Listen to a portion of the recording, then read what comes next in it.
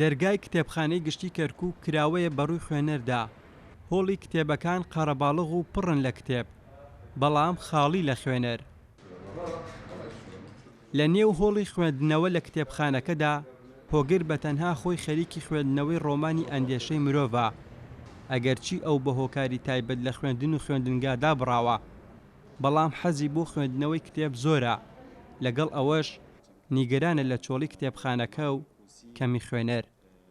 مەرز نییە کەسێک یعنی لە قوتابخانە بێت لا بێ کتێب خوێنەرەوەیش بێ، یاخود کەسی لە قوتابخانە نەبێ نابێ بۆی نییە کتێب بخوێنێت. ئەمە لای من شتێکی زۆر هەڵەیە ئیساوەکو خۆم لە هیچ مەرحەلەیەکانیم و هاتوومە، بەڵام بەداخەوە وەکوە بیرن کتێبخانە چۆڵ و هۆڵ و تەناخۆم ینی تەناخۆم و کتێبەکەم. من کتێبێکم بە ناوی قەیرانی خوێندنەوە، ینی من لە زوو هەستم پێ کردووە کەوا خەڵکی دوورەکەوێتەوە لە خوێندنەوە. لەو کتێبە ئاماژەم بە هۆکارەکان داوە، ینی لە هەموو بوارەکانە، ینی دەستیشانم کردووە بۆچی لەو بوارە کاریگەری ئەو لایەنە چیکەوە وا لە خەڵکا نەخوێنێتەوە تر. هەر لەو کتێبە ئاماژەم بە چارەسەرەکانش داوە چی بکرێت بۆی خەڵکی بگەڕێتەوە بۆ لای کتێب. کتێبخانەی گشتی کەرکووک زیاتر لە 40,000 سەرچاوە و کتێبی جۆربەجۆر لە خۆ دەگرێت.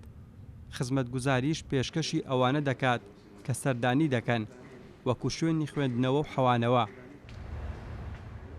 کتێبەکانیش وەک پێکهاتەی دانیشتوانەکەی کەرکووک جۆربەجۆرن، بە هەر چوار زمانی کوردی و عەرەبی و تورکمانی و سریانین، بەڵام خوێنەری هەموو کتێبەکان وەکو یەک کەمە.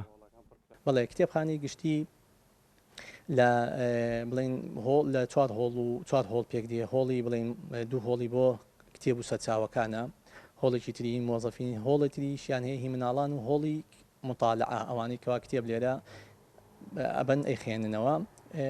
ئێمە دوو جۆری نەوەی ئیستیعارەمانە ینی کتێب دانمانەیە، جۆریشان ئیستیعاری داخلی پێ ئەوترێ، جۆری تریشان ئیستیعاری خارجی. کتێبخانەی گشتی کەرکووک ساڵی 1932 لەلایەن لیژنەیەک لە مامۆستایانی ئەو کاتەوە کراوەتەوە. جارێک بەر لافاو کەوتووە و جارێکیش بەهۆی سووتانەوە بەشێکی زۆری سەرچاوەکان و کتێبەکانی زیانیان بەرکەوتووە و نەماون. لە ڕابردوودا خوێنەر بۆ دۆزینەوەی کتێبی دڵخوازی خۆی ئەو سەرچاوەیە کە دەبێت یەک بە یەکی ئەم ڕەفانە بگەڕایە. بەڵام لەگەڵ پێشکەوتنەکان کتێبخانەی گشتی کەرکووکیش هەستا سەرچاوی کتێبەکانی لە نێو کۆمپیوتەردا تۆمار کردووە تا وا بکات خوێنەر کەمتر ماندوو بێت بە دوای دۆزینەوەی سەرچاوەکانیدا. بەڵام ئەوەی جێی نیگەرانی ئەوەیە گرتنەبەری ئەم ڕێگایانش کارێکی وای نەکردووە کە ئاستی خوێنەر لە پارێزگای کەرکووک زیاد بکات. ئاسۆ ئەحمەد، کورسات نیوز، کەرکووک.